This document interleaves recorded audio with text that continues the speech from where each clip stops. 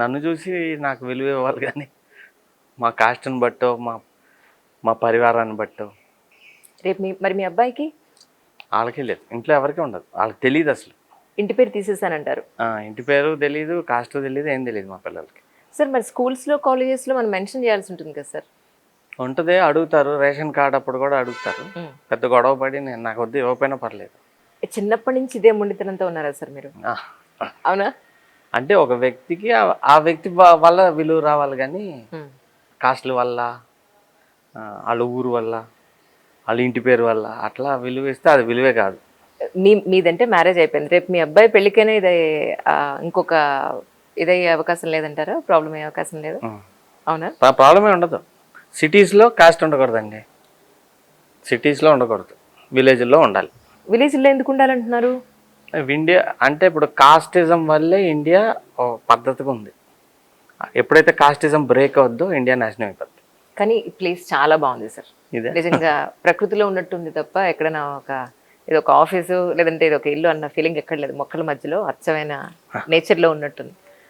అంటే మీరు ఈ ల్యాండ్ గురించేనా మీరు చెప్పింది? యాక్చువల్లీ ఏదండి ఇది ఫస్ట్ సేల్ చేసిన తర్వాత మళ్ళీ ఇదే కొనుక్కున్నానని చెప్పింది, ఇదే ప్లేస్ సేల్ చేయాలా? బ్యాంక్లో పెట్టా. బ్యాంక్లో పెడితే అప్పుడు డబ్బులు కట్టలేక వాళ్ళు ఈ ఆస్తి జప్తు చేయబడినది, ట్రెస్పాసర్స్ విల్ బి ప్రాసిక్యూటెడ్. మళ్ళీ బ్యాంక్ వాళ్ళ దగ్గర నుంచి విడిపించుకున్నారు. సో ఇదే ప్లేస్ అది? ఇదే. ఓకే. సో మరి పార్కింగ్ ఇక్కడ పెట్టుకోలేదేంటి సార్? బయటే అక్కడ పార్కింగ్ రోడ్ల మీద పెట్టద్దు. నాకు ఇన్ని కార్లు ఉండాలి, లోపలికి రాగానే నా కార్లు ఇన్ని కనిపించాలి, ఆ బ్రాండ్ చూపించాలి, అది చూసిన వెంటనే అవతల వ్యక్తి ఒక రేంజ్లో ఊహించాలి, ఇలాంటి ఆలోచనలు ఏం లేవా మీకు? లేవు. ఎందుకంటే మీ స్థాయిలో ఉన్న వాళ్ళందరూ ఒక పెద్ద గేట్ పెట్టుకొని గేట్ ముందు పోర్టికోలో ఎవరిని ఎంటర్ అయిన వెంటనే వాళ్ళ కార్లని కనిపించేలాగా ఒక కార్స్కి సంబంధించి ఒక చిన్న ఇది పెట్టుకుంటారు. అంటే ఇప్పుడు నేను రాగానే మీరు నమస్తే పెట్టారు అనుకోండి సార్, నాకు పెట్టినట్టు. బెంజ్లో వస్తే నమస్తే పెట్టి ఆటోలో వస్తే పెట్టలేదు అనుకోండి, మీరు కారుకు పెట్టినట్టు. బెంజ్ కనిపెట్టినోడికి పెట్టినట్టు, నాకు పెట్టినట్టు కాదు సార్. ఎక్కువ మంది కార్లు, పట్టు చీరలు, నగలు అంతా చుట్టూ ఉండే వాళ్ళకి చూపించుకుంటానికి చేస్తారు, వాళ్ళ తృప్తికి చేయరు. వాళ్ళ తృప్తికి చేసేది ఏంటి? మంచి నిద్ర, మంచి ఫుడ్. ఈ మన బాడీకి కావాల్సిన సంబంధించిన చేసేవన్నీ మన కోసం చేస్తాం, బయట అన్నీ మిగతా వాళ్ళకి చూపించుకుంటాను. అది దానివల్ల ఎక్కువ నష్టం, అప్పులు గిప్పులు గందరగోళం అయిపోతాయి లైఫ్. నేను చేయను అసలు. స్టార్టింగ్ నుంచి మీ సినిమాల పేర్లు అబ్జర్వ్ చేస్తే చిత్రం, నిజం, ధైర్యం, తర్వాత లక్ష్మీ కళ్యాణం, అన్ని చివరిన సున్నాలు వచ్చే అంటే జీరో వచ్చిన సినిమా పేర్లు ఎక్కువ ఉంటాయి మనకి. మిగతావన్నీ కూడా నేమ్స్ డిఫరెంట్గా ఉన్నాయి, డిఫరెంట్ నేమ్స్ కూడా ఉన్నాయి సినిమా పేర్లు. బట్ కానీ ఎక్కువ 2 అక్షరాలు 3 అక్షరాలతో సున్నాతో ఎండ్ అయిన నేమ్స్ ఎక్కువ ఉంటాయి. మీకు ఏమైనా సెంటిమెంట్ ఉందా? సెంటిమెంట్ ఏం లేదండి, లాస్ట్లో సున్నా ఉండకూడదు, మంచిది కాదు అన్నారు, అయితే పెడతా. మీలాంటి వాళ్ళ దగ్గర ఇది ఇలా చేయకూడదు, ఇది ఇలా ఉండకూడదు, నష్టం అన్నారంటే మీరు అదే చేస్తారే? దాన్ని ఫస్ట్ అనలైజ్ చేస్తా, దేనివల్ల అన్నారు. అంటే ఇప్పుడు గుమ్మానికి పసుపు రాయాలి అంటారు, అది ఎందుకు రాయాలి? అవును కరెక్ట్గా రాయాలి, పసుపు రాయాలి గుమ్మానికి, దాన్ని ఒప్పుకుంటాను. ఎల్లో పెయింట్ వేస్తారు, దాన్ని ఒప్పుకోను. రైట్. అలా బొట్టు పెట్టుకోవాలి, ఎందుకు పెట్టుకోవాలి? పెట్టుకోవాలి, నేను బొట్టు పెట్టుకోవాలి, అది ఒప్పుకుంటా. స్టిక్కర్ పెట్టుకోకూడదు, కుంకుమ పెట్టుకోవాలి. రైట్. ఎందుకు పెట్టుకోవాలి? అది దానికి మీకు సైంటిఫిక్ గా రీజన్ మీరు కన్విన్స్ అయ్యారు ఆ విషయానికి కాబట్టి పెట్టుకోమంట. అలా నేను కన్విన్స్ అవ్వాలి. సున్నా పెట్టినంత మాత్రం సినిమా ఆడదంటే అదే పెడదాం ఫస్ట్ సినిమాని. ఏమవుద్ది? చిత్రం పెట్టా, సూపర్ హిట్. జయం ఆడింది. నువ్వు నేను పెట్టి మధ్యలో రెండింటి కలిపి ఒక తాడు కట్టాం, అవును, ఆ తాడు సున్నా అనమాట.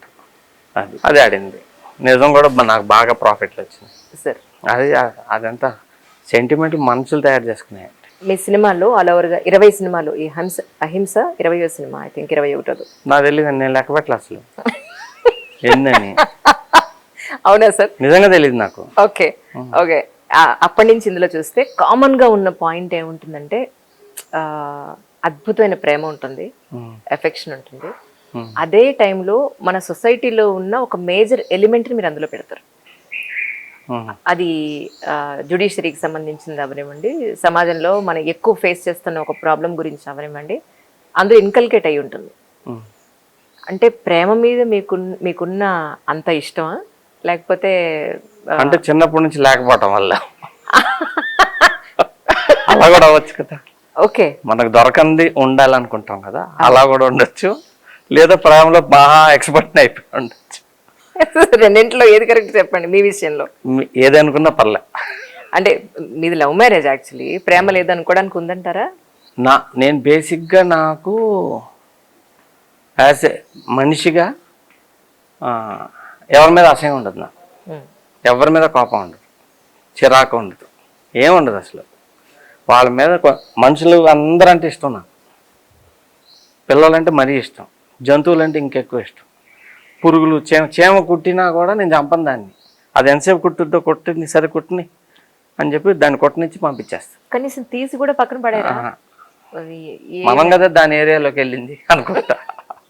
ఇది దాని ఏరియా, మనం వెళ్ళాం, ఒకసారి కొట్టిన కొంతసేపు అని, లేదంటే ఇట్లా దులుపుతా, ఇంకా తట్టుకోలేకపోతే తప్ప నలిపి చంపను. Okay okay. నా సిద్ధాంతం ఒకటే, మనం ఎవరిని దేన్నైనా చంపినా, ఏ మొక్కైనా పీకినా, ఒక ఆకు తెంపినా మనం వండుకొని తింటే అది ధర్మం. నువ్వు తినకుండా అనవసరంగా చంపి కరెక్ట్ కాదు. సరదాగా చంపటం, కోపంతో చంపటం, పగతో చంపటం కరెక్ట్ కాదు. ఆకలితో చంపటం న్యాయం. కానీ స్టార్టింగ్లో మీరు డిఓపిగా కూడా ఆర్జీవి గారి సినిమాలో చేశారు. అంటే ఆర్జీవి గారి సావాసంలో ఇలాంటి డబలిస్టిక్ థాట్ ప్రాసెస్ మీకు అడాప్ట్ అయిందా అని అంటే? అట్లా కాదండి, తనది వేరే స్టైల్. అవునా సార్? రాముది వేరే స్టైల్ ఆఫ్ థింకింగ్ ప్యాటర్న్, నాది వేరే స్టైల్. ఇద్దరం ఒక టైప్ కాదు, కానీ ఇద్దరం సినిమా అంటే ఇష్టం. ఒకళ్ళ ప్రభావం ఒకళ్ళ మీద ఉంటుంది. ఎక్కువ రోజులు కలిసి ఉన్నాం, ఒకళ్ళంటే ఒకళ్ళకి ఒక ఎఫెక్షన్ ఉండేది కాబట్టి.